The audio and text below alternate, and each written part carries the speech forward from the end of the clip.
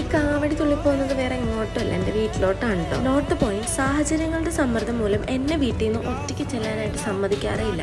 അതുകൊണ്ട് എൻ്റെ കസിൻ എന്നൊക്കെയാണോ വരുന്നത് അവൻ്റെ കയ്യും കാലും പിടിച്ച് അന്ന് മാത്രമേ എനിക്ക് പോകാൻ പറ്റും. എൻ്റെ വാപ്പയ്ക്ക് ഇപ്പോഴും ഞാൻ ചെറിയ കുട്ടിയാണ്, ഞാൻ വലുതായിട്ടേ ഇല്ല. എന്തായാലും ഒരു വെള്ളവും മേടിച്ച് അവൻ എനിക്കൊരു ലേസും മേടിച്ച് തന്നിട്ടുണ്ടായിരുന്നു. അതൊക്കെ മേടിച്ചിട്ട് ട്രെയിനിൽ കയറിയപ്പോൾ അവിടെ സീറ്റില്ല.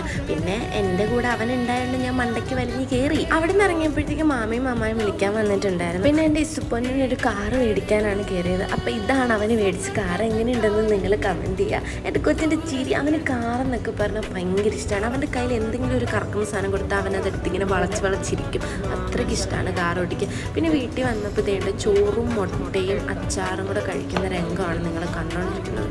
എന്നാ ടേസ്റ്റാണെന്നറിയോ. എനിക്കിപ്പോൾ ഈ വീഡിയോ എടുക്കുമ്പോൾ പോലും വായിൽ വെള്ളം വരികയാണ്. വീട്ടിൽ ചെന്നാൽ പിന്നെ എനിക്ക് എപ്പോഴും കഴിച്ചിരിക്കണം. അതും ലാവിഷാണ്. അപ്പോൾ രാത്രിയിൽ ഇതായിരുന്നു ഫുഡ്. അപ്പോൾ ഓക്കെ, ബൈ.